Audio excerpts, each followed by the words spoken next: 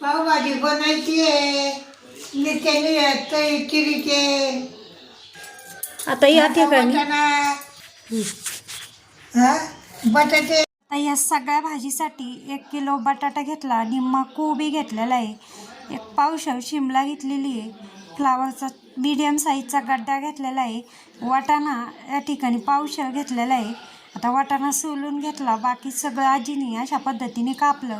हे फुलर घेतली, बटाटे घेतले, कोबू घेतलाय, मिरची घेतली, चणे घेतले, वाटाणे आहेत. 20 ते 25 जणांसाठी ही भाजी बनवायची. त्यासाठी आजीने एवढे बटाटे, कोबी, फ्लावर, शिमला असं घेतलेलं आहे आणि हे सगळं कापलेलं आहे आजीने. आता हे शिजायला टाकायचं आहे. आता या भाज्या ना कुकरमध्ये उकडायचे. आता आजी उकडून घेतो. आजीने या सगळ्या भाज्या राहायला लावल्या आहे आणि आता याच्यात टाकीचे मी उकडायला. आता आजी उकडण्यासाठी याच्यात ह्या भाज्या टाकून देत आहे.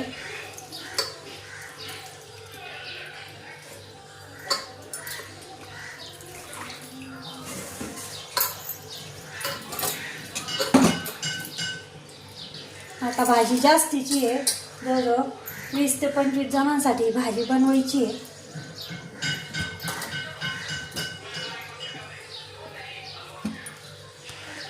आता हे बीट जे आहे ते साळून घेतलेलं आहे, यामुळे पावभाजीला कलर मस्त येतो.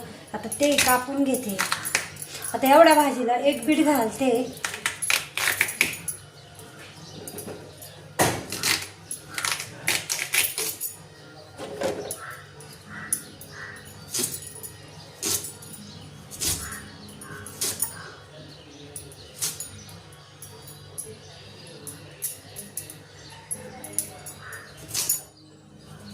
हे बीट आहे ते मीडियम साईजचं घेतलेलं आहे आणि त्याचे सालं काढलेले आधी. बटाट्याचे पण बटाट्याचे जसे सालं काढले तसेच बीटाचीही सालं काढून त्याच्याही बटाट्याच्या जशा फोडी केल्या तसं कापून घेतलं आणि तेही सगळ्या भाज्यांमध्ये शिजायला टाकलं. कापताना जितकासं त्या कलर दिसत होता त्याला. आता या भाज्यांमध्ये हे बीट टाकायचं. पौष्टिक तर तेवढं आहे, पण भाजीला एकदम हॉटेलमध्ये जशी पावभाजी भेटती अगदी तशीच दिसती आणि चवीलाही तशीच होती. आता या भाज्यांना चव येण्यासाठी यामध्ये हळद, मीठ आणि तेल असं आजीने टाकलेलं आहे. हळद, मीठ, तेल टाकून ह्या भाज्या शिजवायच्या आहे. टाकीचे पाणी टाकीचे. आता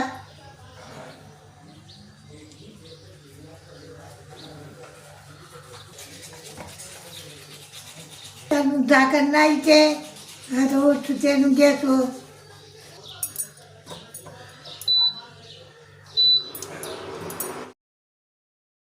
आता या भाज्यांना 3 शिट्ट्या घेतल्या आणि त्याची वाफ जाऊन दिली. त्यानंतर मस्त अशा भाज्या शिजल्या आणि थोडंसंच पाणी टाकलं होतं, पण ह्या ज्या कोबी आहे या भाज्यांना पाणी सुटलं जातं आणि त्या छान असं थोड्याशा पाण्यामध्ये मस्त शिजल्या. आता त्या थोड्याशा मॅशरनी मॅश केलेल्या आहे. वाटाणा, शिमला, बीट, कोबी, फ्लावर, बटाटा. तेल टाकले. आता मोहरी टाकीचे ना. मोहरी टाकीचे. आता भाजी थोडी जास्त आहे म्हणून तेलही थोडं जास्त टाकलं आणि मोठी कढई घेतलेली आहे. आता एवढ्या कढईत तर काय भाजी बसायची नाही, पण मग आता कशी बनवायची ते पाहू. आता तेल टाकून आजीने मोहरी टाकलेली यामध्ये, ती चांगली फुलून दिली.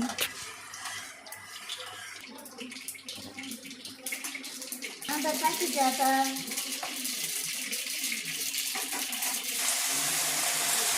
आता यासाठी 9 ते 10 कांदे कापून घेतलेले आहे या पद्धतीने.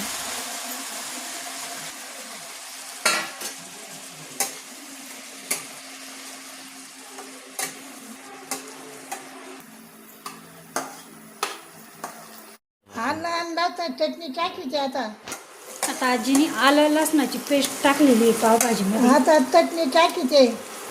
पण आजी त्याला चटणी म्हणते आहे. आलं लसणाची पेस्ट आहे.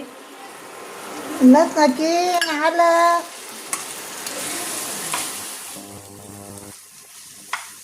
चटणीचं टमाट्याची चटणी टाकायची.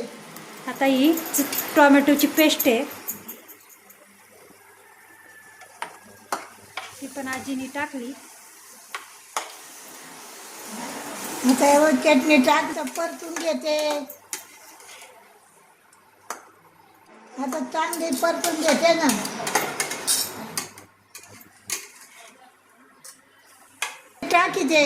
मीठ टाकीचे आता.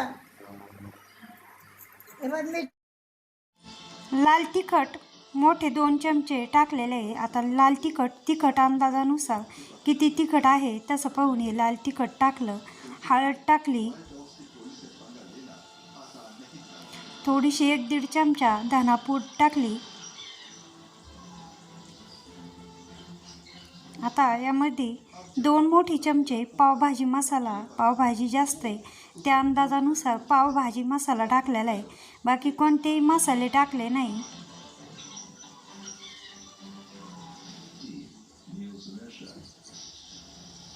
आता या मसाल्यांना पुन्हा तेल सुटून दिलं. आता हे मोठं कुकर आहे, त्यामध्ये ही भाजी बसलेली आहे, भाज्या सगळ्या. आता तो मसाला जो आहे तो सगळा यामध्ये मिक्स केला आणि थोडंसं पाणी, ज्या कढईमध्ये मसाला केला त्याच कढईत मसाला थोडं 1 ग्लास पाणी उकळून घेतलं आणि घट्ट पातळ अंदाजनुसार. आता पावभाजी थोडीशी घट्टच असते म्हणून तेवढं पाणी टाकलं आणि छान असा मसाले आणि ज्या शिजवलेल्या भाज्या आहे ते छान मिक्स केलं आणि एकदम मस्त अशी हॉटेल स्टाईल पावभाजी दिसत होती. आता कापून घेतलेली थोडीशी कोथिंबीर टाकली आणि एकदम हॉटेल स्टाईल, हॉटेलमध्ये जशी पावभाजी भेटते तशीच पावभाजी दिसत आहे आणि चवीलाही तेवढीच मस्त अशी झाली, साध्या सोप्या पद्धतीने.